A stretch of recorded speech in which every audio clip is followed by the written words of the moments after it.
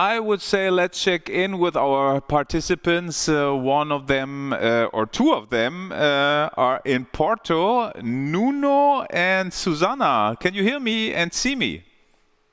Hi, Mitri. I can see you and hear you clearly. How are you? Thank you. I'm fine. You have good weather in Porto? Yes, actually, for the moment, it's sunny and really pleasant. Very good. So what is going on in Porto? Well, we are doing an online event about individual skills tracking for the 21st century. Our main idea is for our participants to be able to come with either an MVP or a methodology or any kind of idea on how to track skills or personal skills. They can be social, technical skills, and how you can evolve them on your career. If you have a team already, a formed team, how can you kind of evaluate a person's skills and try to shape that team into having a better constitution? Oh, this is a good one. Nuno, maybe you can tell us about your workflow, how you pitch ideas, and how do your colleagues work? Okay. Well, for the organization of the event, we kind of took a very liberal approach. We had several tasks that were divided by several people. We kind of got together every week trying to figure out this. It was our first time. We are newbies on this matter. And I think in the end, all went well. We were able to have some participants. We have about 4 teams at the moment. And we are using lots of digital technology to achieve this because everyone's online. It's a global event. We have participants from more than 5,000 kilometers away, and some people use one technology, some use the other, so has been kind of all hands on deck to be able to answer to everyone. Yes, I can imagine. So if I get you right, this is your first hackathon, right? It is our first hackathon, at least organizing in the DigiEduHack, yes. And how did you hear from it? Well, we heard it from some people that know some people and that know, so word of mouth, and we got here, and it's been really exciting until now. Magic thing called internet. Yeah, yes, exactly. Very funny. So we talked to a few participants. First one was Chris, and I asked him how much sleep he get. I don't know. You're still working since yesterday too, I guess. So did you find any sleep, or when did you stop working, and how are you planning to end this day? Well, at least me and our organization, I think they got some sleep. I don't know if our participants did, because we have a hard challenge, and many of them, I think they didn't sleep a lot during the night. But we have many questions, and our participants keep asking us stuff, and it's been really interactive. But it's been also really demanding. So yeah, I can imagine. And because it is demanding and it is challenging, did you find any time to watch a panel here or to listen to one of our speakers here at DigiEduHack Live? We did. Actually, we did have time. We prepared. We kind of have had our program prepared so that people could spare some of their time also assisting live to your main stage. Yes. And we also organized some workshops here, local workshops that were more related to our team. And I think Susanna can elaborate a bit more about that. So Susanna, go ahead. Susanna is also online, I think. I just heard her voice. Hello, can you hear us? Hello, are you hearing? Yeah, we got you. Very good. Thank you. Shiny, happy face from Susanna, yeah. So go on. What's going on over there? It's been amazing to be here. We can still hear you. Maybe you got some voices in your ear. Yes, I have. Who shouldn't I have be Nuno. there. talking now. Maybe you got this incredible delay, which happens sometimes. But if you hear Okay. my voice, just maybe you can plug one out, and then you might be. It might be easier to talk. So maybe you can give us some insights of your work. What are you doing, Susanna? Yes, we are organizer here in Porto of this event.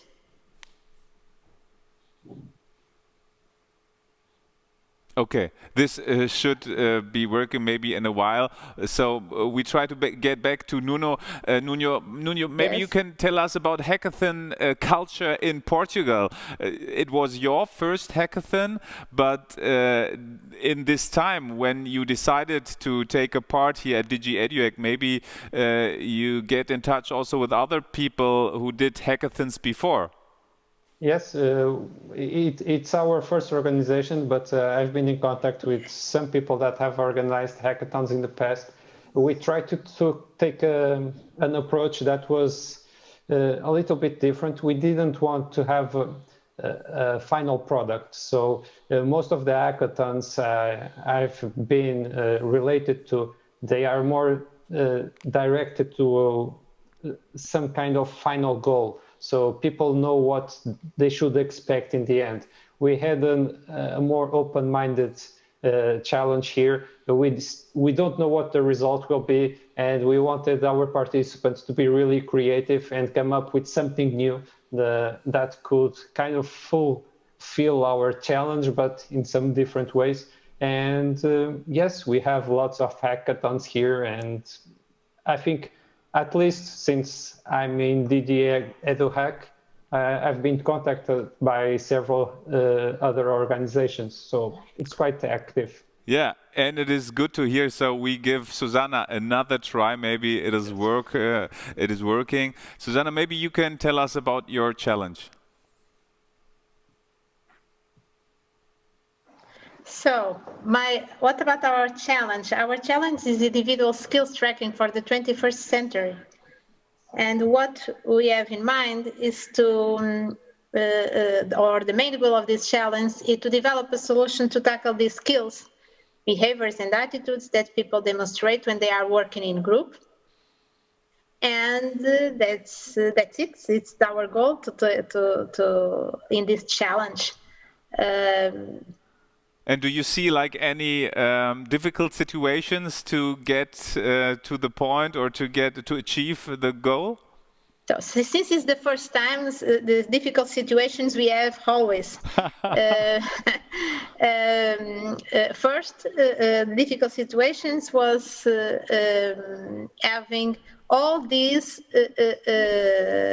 mentor, jury, everyone organized in order to be with us at these days, in these days. And also we have a period that we didn't have participants, and then they appear, and they have to manage that in a few days. Very good. I say muito obrigado. Yeah, obrigada nós. Yes, to Porto. That was very interesting, and maybe your project or one of your projects will turn one day into a long-term project. Crossed fingers. Good day and success to Porto. Thank you very much, Nuno and Susanna. Thank you, Mitri.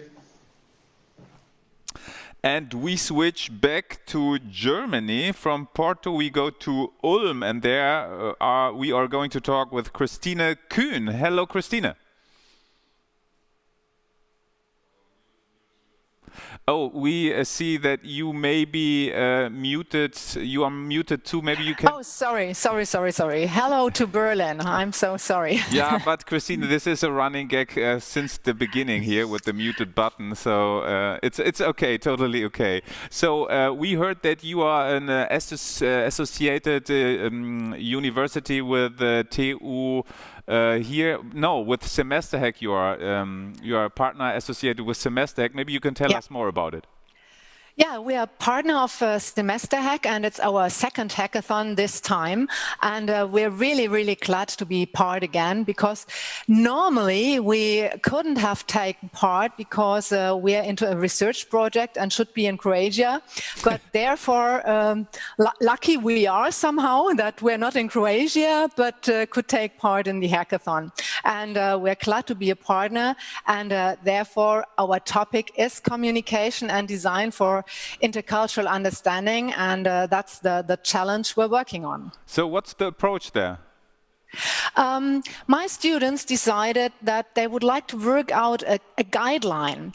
They would like to develop something which provides tools and skills and much more to help people who need to work in intercultural, international contexts pretty soon. Those days, not only on a hackathon, everyone needs to work with new team members from one second to the other, and they found out that they need some more help. So what to do when scenarios, for example. That's what they're working on.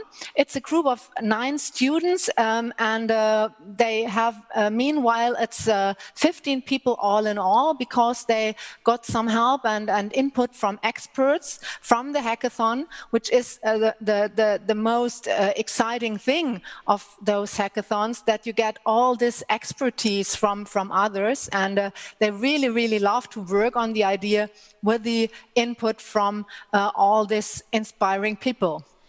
And this is the idea, the challenge that you were talking about, or your students are working on, sounds a little bit like a service portal where people can get information, quick information to get help. Is that right? Yeah, in the beginning, they started to collect all the things they need to provide, like what is missing, right. What tools do we need, and meanwhile, they are in the next phase where they try to find out how to provide all this information.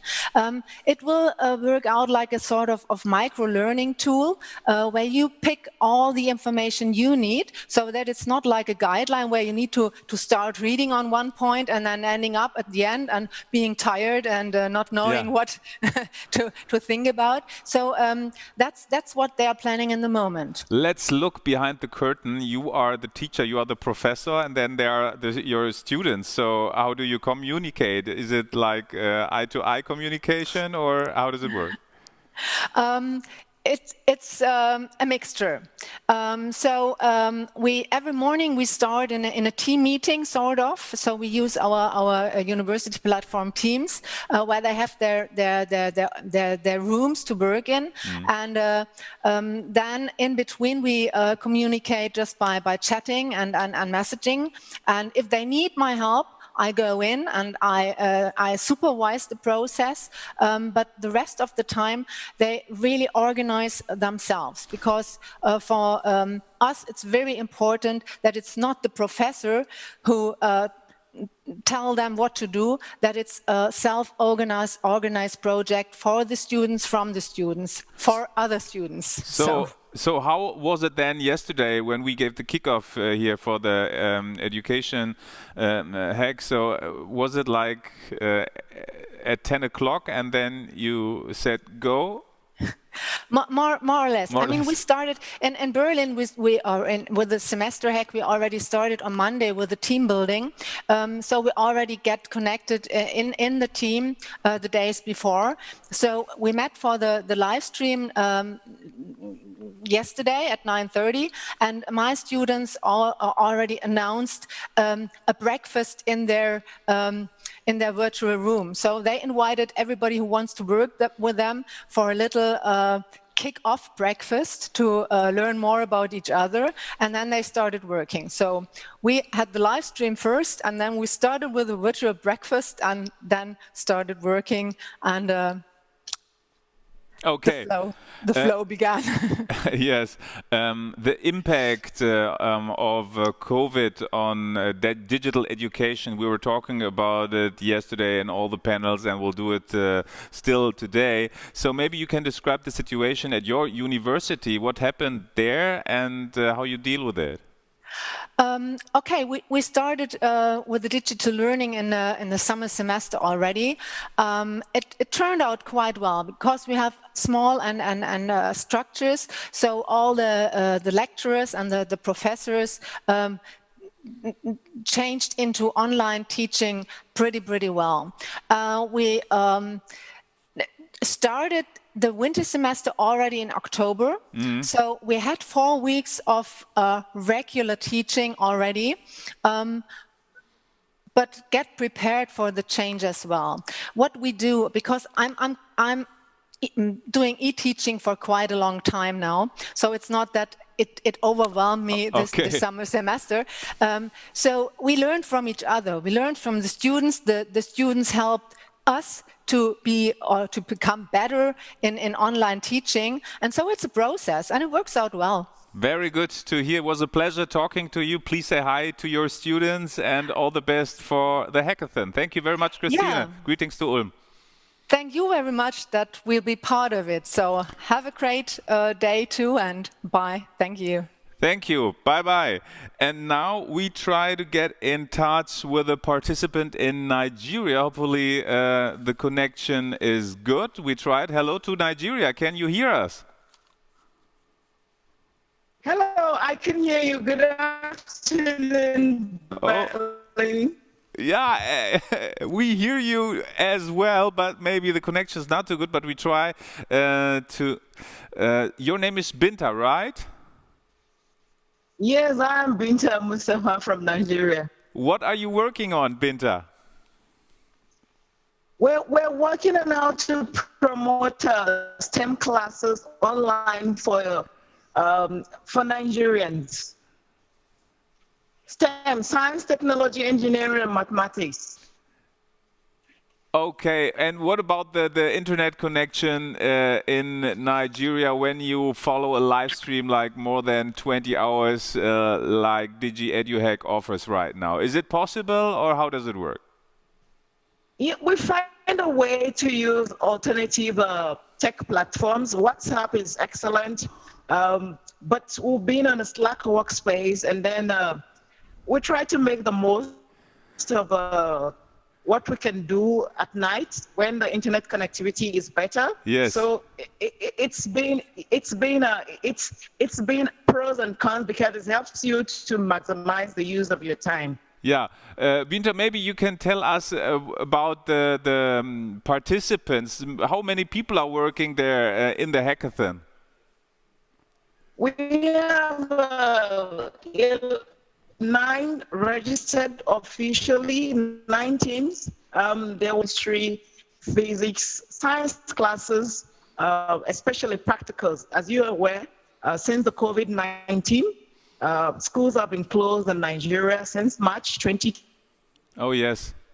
So it's very easy for classes like English language, but when you come to the sciences, which has to do with practicals and laboratories, it's a bit of a challenge, not just in Nigeria, but for the sub-Saharan region. So that's our objective, to work on how to make science practicals move from physical classes to online platforms. Okay, Binta, thank you so much so far.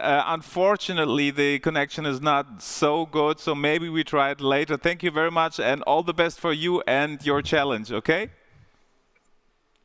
Thank you so much. It's nice speaking to you too. Bye-bye. Bye-bye, Binta.